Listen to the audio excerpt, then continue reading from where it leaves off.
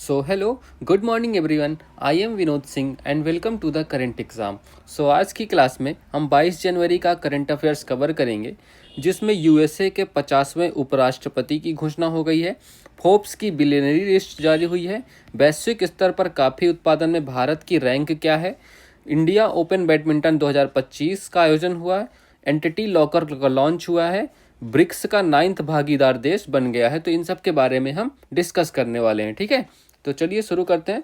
So question number 1, हाल ही में USA के 50वें उपराष्ट्रपति के रूप में किसने शपथ ली है। ठीक है, तो यूएसए का आपने अभी देखा होगा, इलेक्शन काफ़ी पहले हो चुके थे।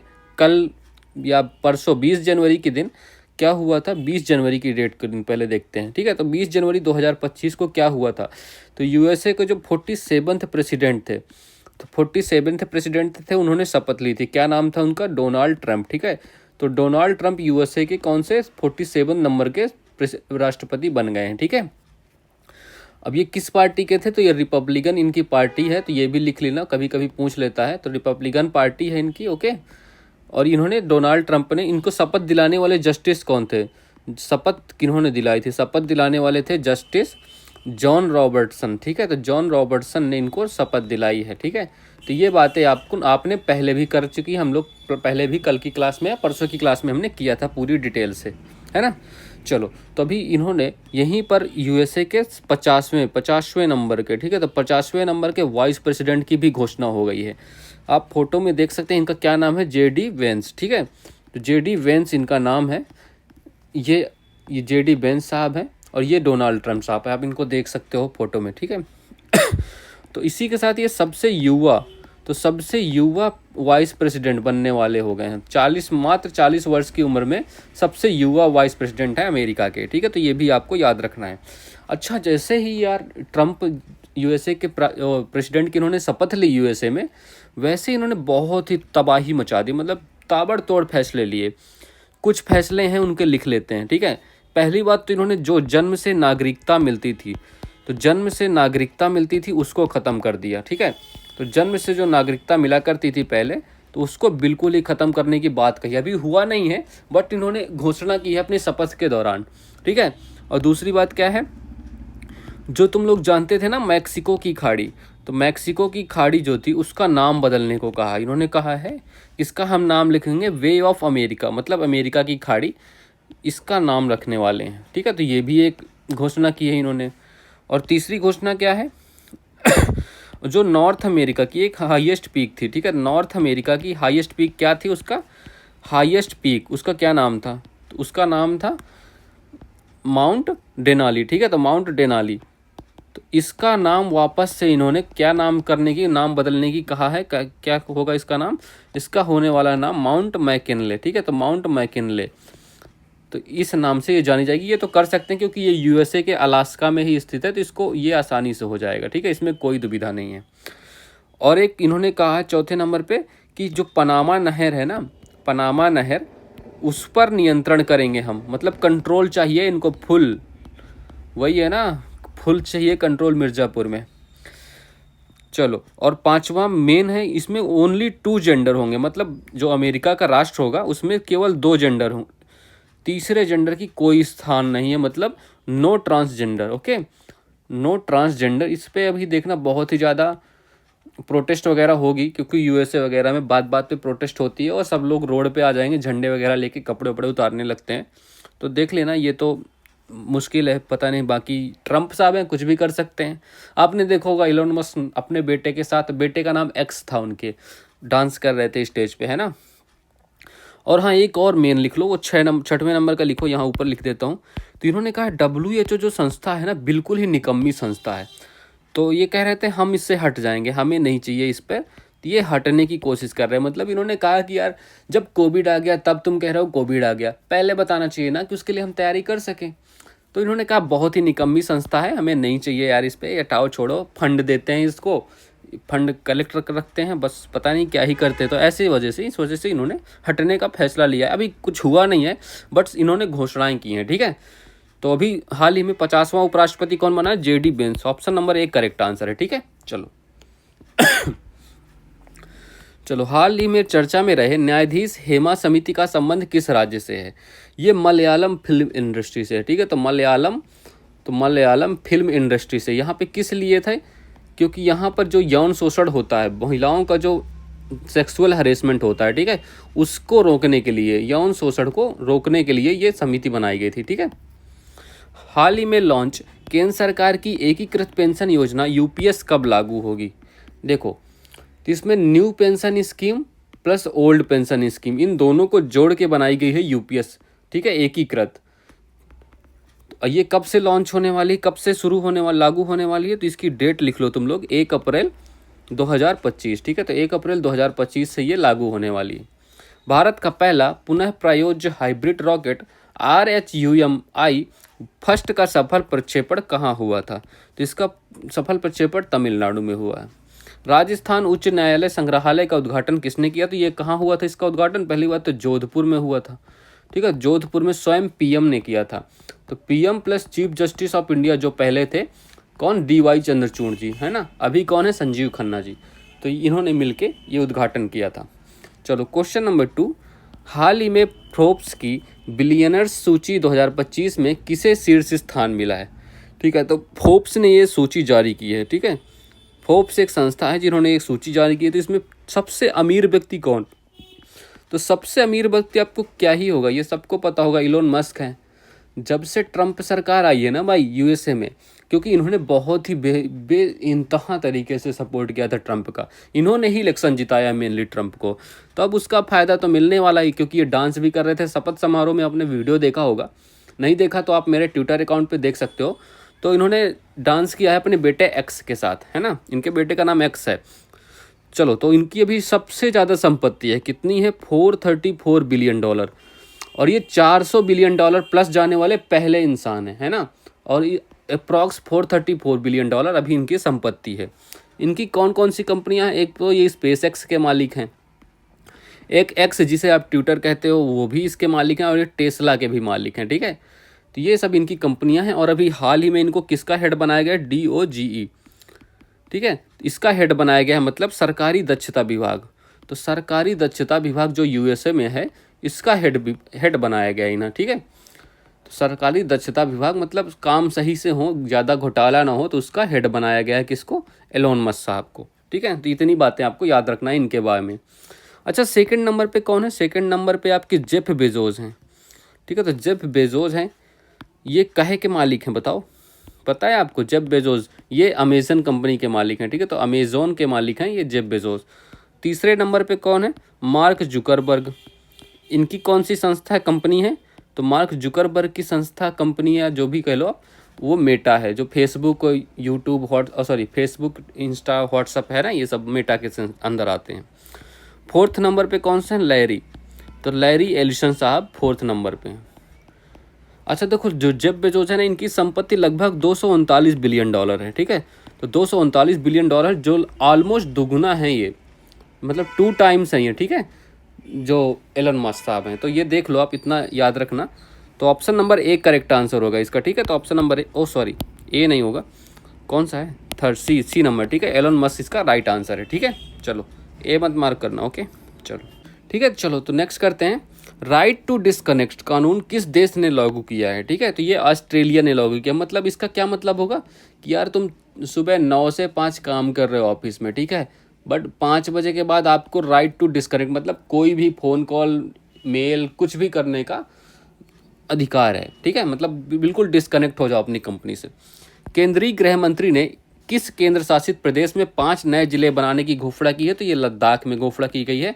पहले 2 थे, अब प्लस 5 हो गए, तो मतलब कितने? 7 जिले हो गए लद्दाख में। ठीक है, भारत ने किस देश के मोंगला बंदरगाह के टर्मिनल को संचालित करने का अधिकार हासिल किया है? तो ये बांग्लादेश का है। ठीक है, तो ये बांग्लादेश का बंदरगाह है। ये क्वेश्चन नंबर 3, हाल ही में वैश्विक स्तर पर कॉफ़ी उत्पादन में भारत का कौन सा स्थान मिला है? ठीक है, देखो कॉफ़ी प्रोडक्शन, तो कॉफ़ी प्रोडक्शन में आपको सबको पता है, इसके प्रोडक्शन में टॉप पे कौन है? प्रोडक्शन में भारत को छोड़ो पहले, तो प्रोडक्शन में पहले नंबर पे कौन है? फर्स्ट नंबर पे कौन है? ब्राज़ील, है ना, ब्राज़ील है। और इस यहाँ पर आपको कई क्वेश्चन मिलेंगे ब्राज़ील में।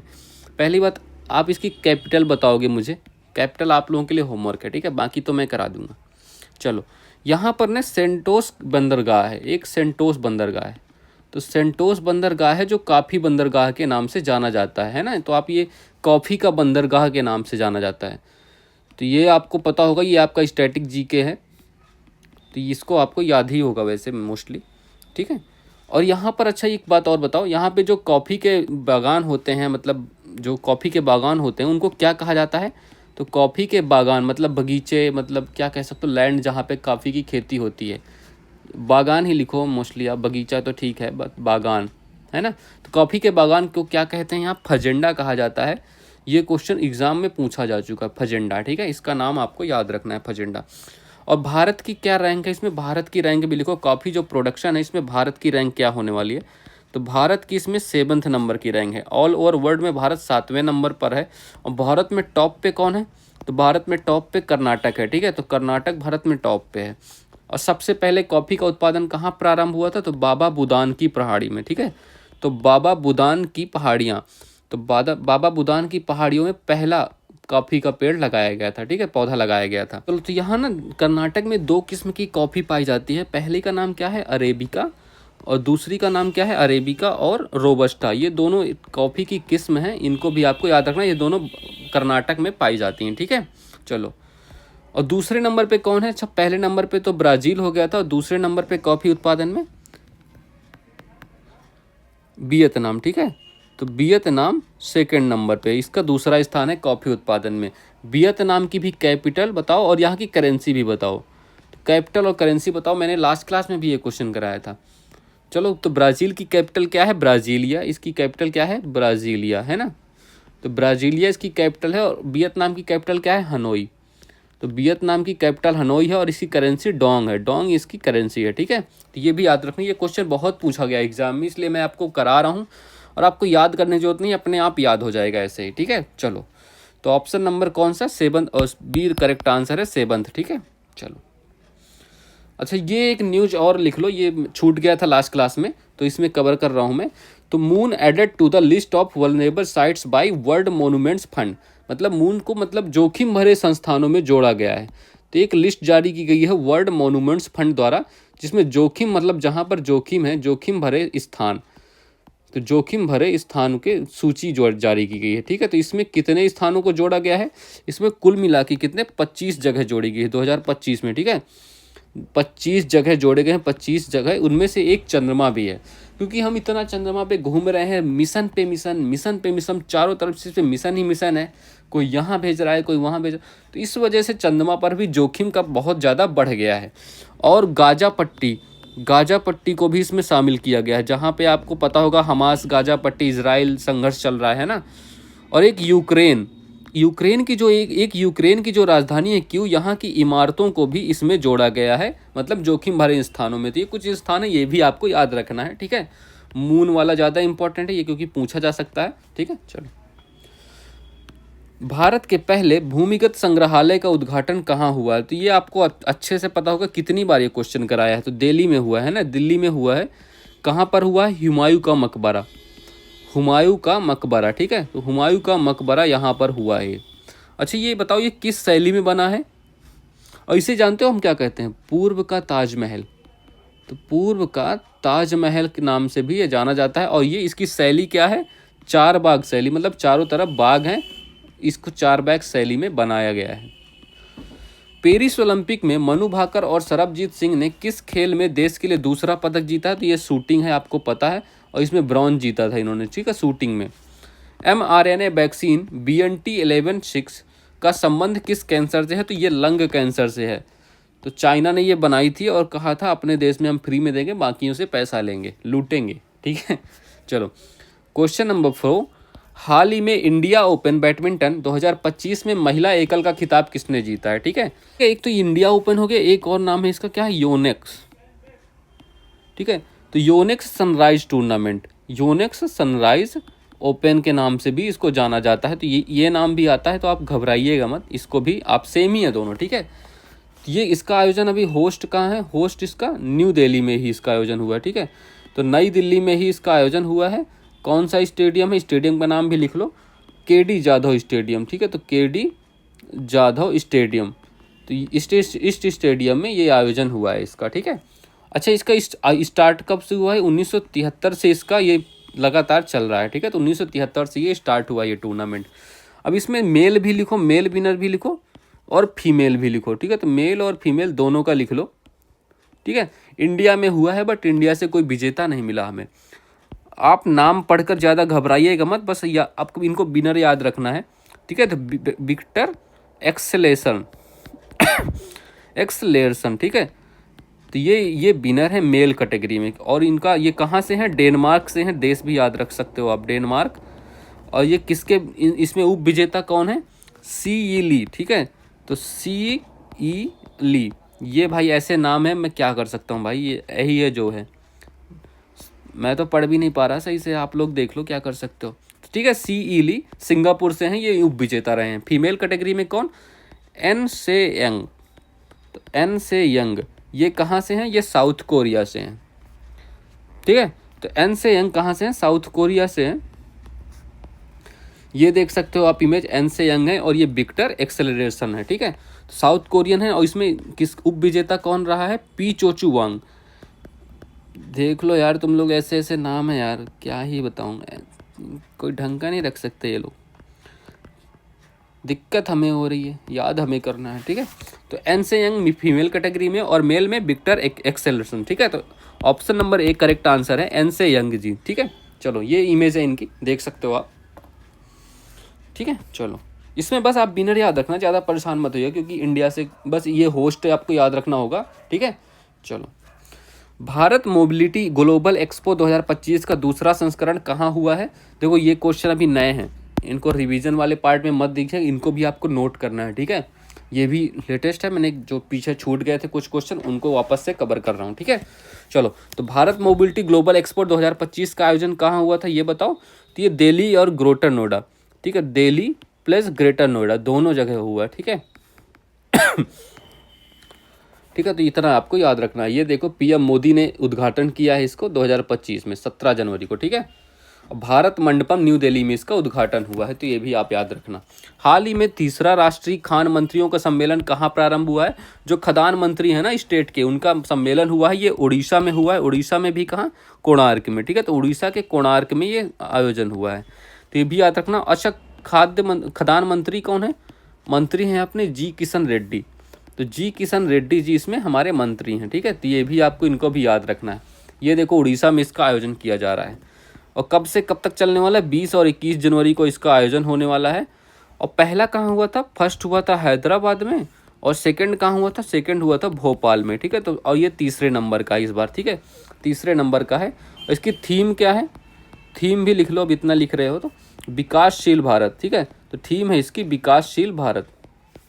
विकासशील भारत कब तक का लक्ष्य रखा गया है? अच्छा ये बताओ, विकासशील भारत की @2047, ठीक है। तो 2047 तक का लक्ष्य है। तो ये इतनी बातें याद रखना, ये दोनों नए क्वेश्चन इनको नोट कर लीजिएगा प्लीज़, ठीक है। चलो, क्वेश्चन नंबर 5, हाल ही में एंटिटी लॉकर किसने लॉन्च किया है? अच्छा, एंटिटी लॉकर आपने सबको पता होगा, डिजी लॉकर के बारे में, ठीक है। डिजी लॉकर के बारे में सबको पता होगा क्योंकि हम इसमें अपने मार्कशीट, डॉक्यूमेंट्स, आधार कार्ड वगैरह इसमें हम सेव रख सकते हैं और ये पूरे इंडिया में मान होता है। मतलब ये बहुत ही ज़्यादा सफल हुआ ये ऐप, ठीक है। इसकी सफलता पर हमें भी नाज है, हमें भी आसानी हो गई, स्टूडेंट्स को भी बहुत आसानी हुई क्योंकि ये पूरे इंडिया में वैलिड है, कोई भी इसको झूठा नहीं कह सकता, ठीक है।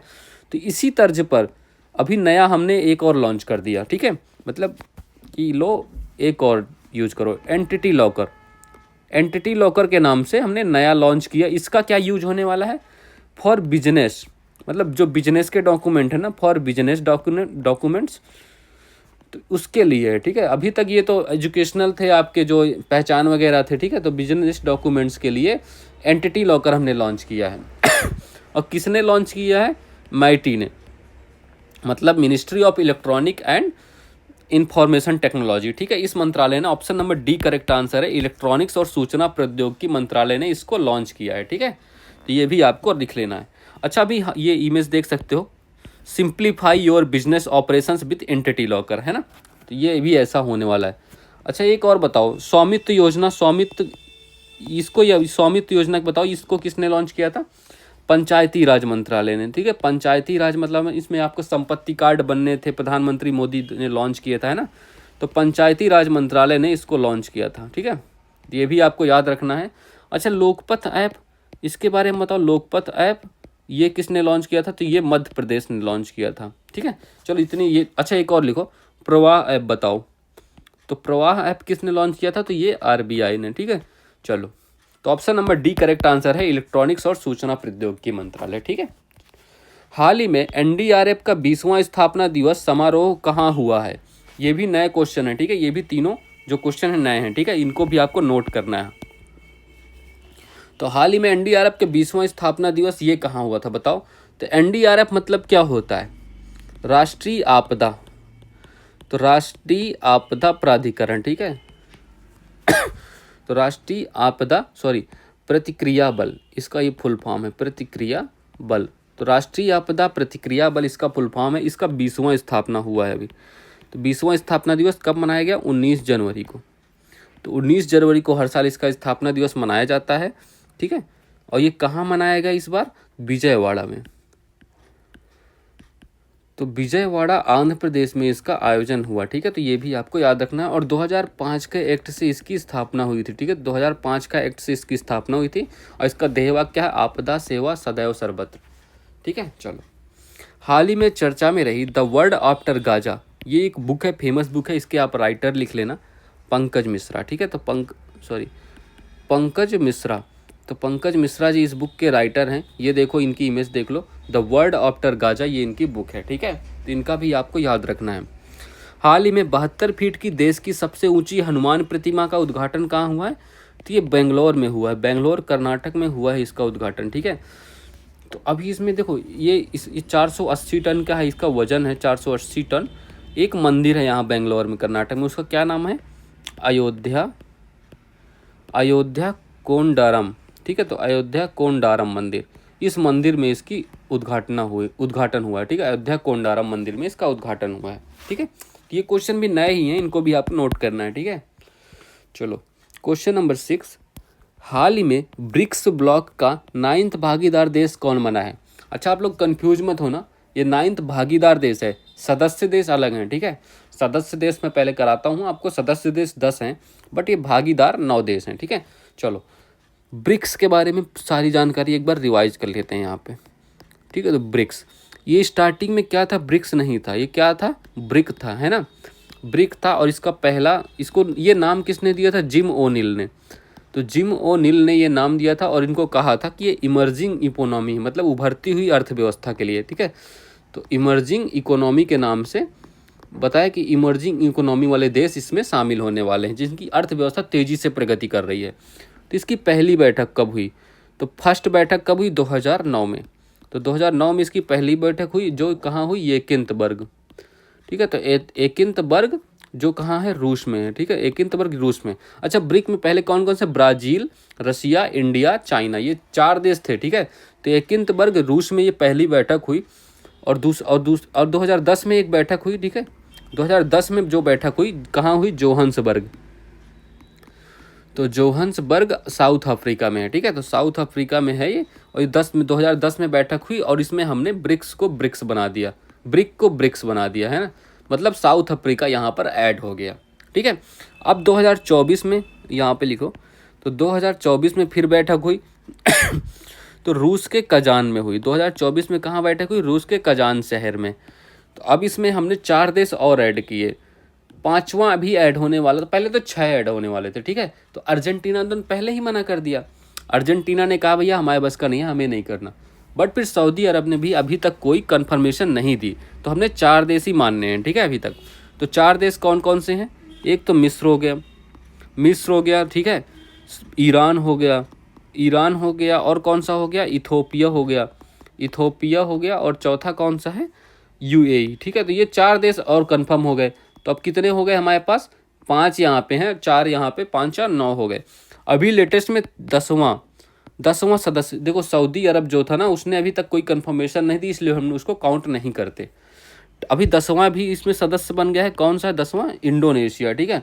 10वें नंबर का सदस्य कौन सा है? इंडोनेशिया, ठीक है, तो ये आपको याद रखना, ये भी अभी लेटेस्ट में ही बना है। ठीक है, अच्छा 2025 में कौन कहाँ पे होस्ट होने वाला, 2025 में इसका आयोजन कहाँ होने वाला है, ब्राज़ील। ठीक है, 2025 में होस्ट कौन है, ब्राज़ील इसका। ठीक है, तो इतना याद रखना। ये तो आपके सदस्य हो गए, 10 सदस्य हैं इसमें। और 9th अभी जो 9वें नंबर का है उसको भी लिखो, जिस बारे में क्वेश्चन है हमारा। तो 9th इसमें कौन सा है, ये 9th भागीदार देश, 9 भागीदार देश हैं इसमें, तो 9वें नंबर का भागीदार देश अभी हुआ है। ठीक है, तो भागीदार देश कौन बना है इसमें, तो नाइजीरिया। तो नाइजीरिया इसका करेक्ट आंसर है। ठीक है, Nigeria is the right answer for this question. ठीक है, ऑप्शन नंबर ए मार्क करना, करेक्ट आंसर है।